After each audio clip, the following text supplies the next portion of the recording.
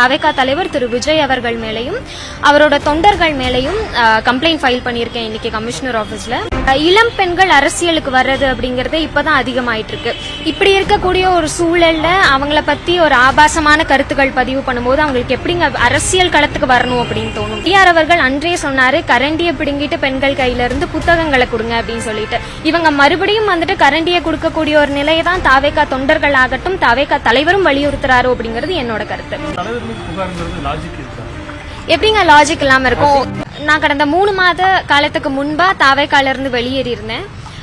தவேகால இருந்து வெளியேறின சமயத்தில இருந்தே தொடர்ந்து தவேகா தொண்டர்கள் ஆகட்டும் ரொம்ப அஃபென்சிவான கமெண்ட்ஸ் தான் போட்டுட்டு இருக்காங்க. ஆபாசமா சித்தரிக்கிறது, மார்ஃப் பண்றது, தேவையில்லாத அவதூறுகளை பரப்புறது, இந்த மாதிரியான ஒரு செயல் தான் தொடர்ந்து நடந்துட்டே இருக்கு. நான் வெளியேறின காலம் தொட்டே நானும் வந்துட்டு தவேகா தலைவர் திரு விஜய் அவர்கள் ஏதாவது ஒரு அறிக்கை வாய்மொழியாகவோ இல்லாட்டி வந்துட்டு அறிக்கை எழுத்து வடிவிலையோ கொடுப்பாரு அப்படின்னு நானும் எதிர்பார்த்துட்டே இருந்தேன் இந்த 2 மாத காலமா.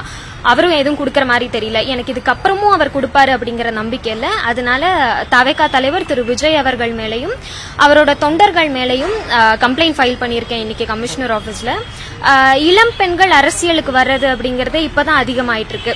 இப்படி இருக்கக்கூடிய ஒரு சூழல்ல அவங்கள பத்தி ஒரு ஆபாசமான கருத்துக்கள் பதிவு பண்ணும்போது அவங்களுக்கு எப்படிங்க அரசியல் களத்துக்கு வரணும் அப்படின்னு தோணும்.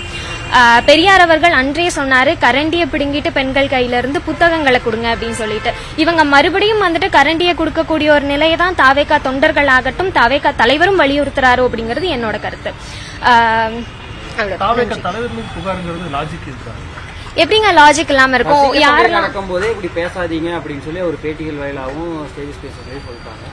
ஆன்லைன்ல இந்த மாதிரி பண்றாங்க அப்படிங்கும்போது அந்த கட்சி தலைவர் நேரடியா போவார் அப்படிங்க. அவர் நிறைய இடங்கள்ல தனிப்பட்ட நபர்கள் ஒவ்வொருத்தங்களும் யாரு தவேகாக்கு சப்போர்ட் பண்றாங்களோ அங்க எல்லாருமே எங்களோட விர்ச்சுவல் வாரியர்ஸ் தான் அப்படிங்கறத தெளிவா சொல்லியிருந்தாரு. அண்ட் நான் அவர் கட்சியில இருந்து வெளியேறின காலம் தொட்டே நிறைய பெண்கள் ஐடியாலஜிக்கலா நாங்க ஸ்டாண்ட் எடுக்கிறோம் அப்படிங்கிற பட்சத்துக்கு அவங்க ஆப்போசிட்ல இருந்து நாகரிகமான ஒரு அரசியல் விவாதத்தை தான் நாங்க எதிர்பார்க்கிறோம். ஆனா அது இங்க நடக்கிறது இல்ல அப்படிங்கறதா உண்மை. சோ அதை கண்டித்து அவர் விர்ச்சுவல் வாரியர்ஸ் மேல அவர் ஏன் ஒரு அறிக்கை கூட வெளியிட மாட்டேங்கிறாரு அப்படிங்கறத எங்களோட கேள்வி. விளம்பரத்துக்காக வைஷால் இந்த மாதிரி பண்றாங்கங்கிற மாதிரி விளம்பரத்துக்காக நிச்சயமா இல்ல.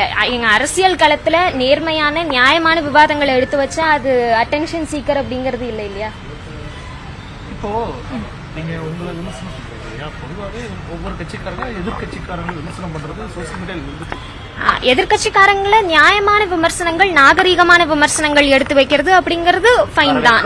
நாங்களும் வந்துட்டு கருத்தியல் ரீதியான விமர்சனங்களை தான் எடுத்து வைக்கிறோம். சோ நாங்க எடுத்து வைக்கும் போது அதுக்கு பதில் தெரியல அப்படிங்கறதுக்காக நீங்க நாகரிகம் அல்லாத ஒரு கருத்துக்களை வெளியிடுறது அப்படிங்கறது தவறான விஷயம் தானே. அரசியல் அப்படின்னாலே ஒரு நாகரிகத்தை பின்பற்றின ஒரு விவாதமா இருக்கணும் அப்படிங்கறது எங்களோட கருத்து.